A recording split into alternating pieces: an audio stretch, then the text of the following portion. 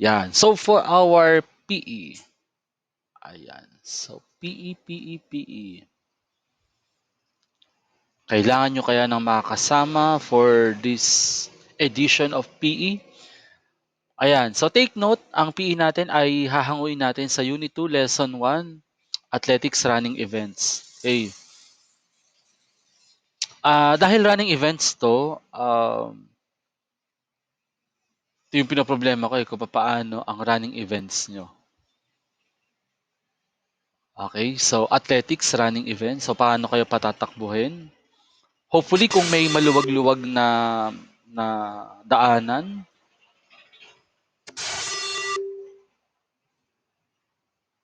kaya lang delikado eh. Baka masagasaan kayo. Wag na lang.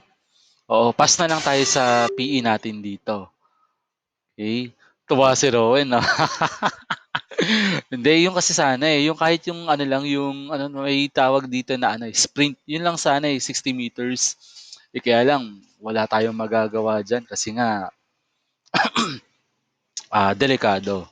Okay, pero yung activity natin dito, even though hindi siya actual, pipili na lang kayo o magre-research na lang kayo ng 5 tao, no? Pilipino, syempre, no? 5 Filipino persons na kung saan ay nakilala sa larangan ng pagtakbo. Okay? Dahil siya ay research na lang, so pwede siyang i-print. Okay? Much better sana kung naka-print. Kung isusulat nyo, okay lang din. Okay? Then lalagyan lang siya ng konti lang na background kung bakit siya nakilala, paano siya nakilala. At kung saan siya nakilala. Okay? So at least 5. Ay, hindi, 3 na lang pala. 3. Okay? 3 na lang. Okay? So that will be submitted by Friday. Okay? So yun yung sa PE natin. Yan. Naalala ko na to kasi sinecheck ko to nung una kong tinignan. Sabi ko, mahirap patakbuhin tong mga to. Mamaya, nagkasalubong sila nung aso, nagkasalubong sila nung sino-sino, no? So, delikado. Okay, at syempre, yung pinakahuli natin ay sa health. Aha, sa health. Ay, hindi. PE pa pala to. Sa health po natin ay ito. Unit 2, lesson number 1. Nutrition for adolescents. Okay, madaling-madali lang to, no? Very basic. No? Usapang pagkain na naman, Ison. Dapat Ison, pagkakain ka, sinasama mo ko eh, para dalawa tayong tataba eh. No? Okay, so yan po ay magsisimula dito sa page 346. Okay? At magtatapos siyaan dito sa ating page 351. So ano ba yung content o nilalaman nitong pinaka-lesson natin sa health? Okay, dahil nga sabi ko kanina, usapang pagkain. So may plato dito, lalagyan na lang ni Iso ng laman. No? Ano bang ulam nyo ngayon? Joke lang. Okay, so ano yung kailangan na nutrisyon ninyo bilang isang binata't dalaga? So, syempre, kailangan nyo ng protina. Okay? Proteins, yan. So, yung nakikita nyo na picture dyan, yan ang dapat na pinagkakain. Okay? Hindi chichirya. Okay? Kasi iba hindi na kumakain ng ganyang pagkain. No? Kumain man, sabihin, I'm on a diet. No? Kaya naman sasabihin, ay, hindi ko siya feel kainin ngayon. No? Katulad ni Ison, kain na ng kain ngayon. Pinugutom mo na naman ako. Okay, next we have, ayan, carbohydrates. Ayan, siguro naman karamihan ng nakikita nyo dyan ay nakain nyo na. So, wala naman ako nakikitang burger dyan. Okay? So, meron tayo dito pretzel. Alam ko pretzel to eh. Hindi yan. Ito. Ito, may pretzel dito eh. Pretzel yun, yung maliit na yun. Tapos breads.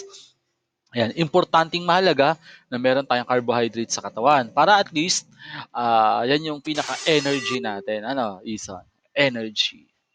Okay, fats, importante yan. Okay? Hindi naman yun yung sobrang katabaan. No? Kailangan natin ng konting fats sa ating katawan. Okay, nakita nyo naman, kayo ba'y kumakain ng papaya? Yan. At kung ano na pa, isda. Yan. Yung iba kasi dito, walang hilig sa isda. Okay, vitamins, yan, importanteng mahalaga din yan. No? Nakikita naman. Meron ba dito hindi kumakain ng nandyan? Wala naman. Talong, kumakain ba kayo ng talong?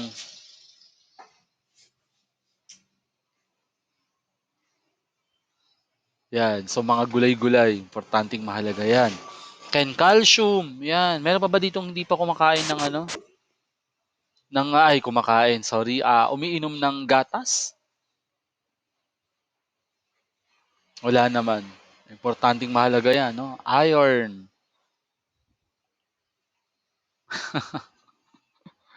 Ayan, syempre, zinc. Yan, ayan. Tas water. Ay, naku, iba dito, hindi na umano ng water. No, hindi na umiinom ng water. Iba na iniinom, no?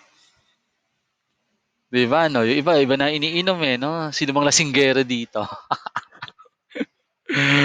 Meron na ba lasinggero di joke lang. Hala, sila daw, oo. Ano yun, Paul? Problema, Paul? Si Mendoza. Nag-name talaga eh, no? Tubig malamig. Sus. Pag nakita ko dito si Ison, umiinom-inom. Naku, yari ito. Hindi ko papasukin na simbahan to. Joke lang. Magpapari ito eh. Biro lang to naman. Ayan, si Kuya Paul. Hala, si Kuya Paul. Totoo ba yun? Hala, grabe ka, Hans. Crush mo pa din si Kuya. Asan ba si Kuya Paul? Nag-online na dito, nakita ko na eh. O Paul, naku, lasinggero ka daw, Paul. Sabi ni Ate Sam.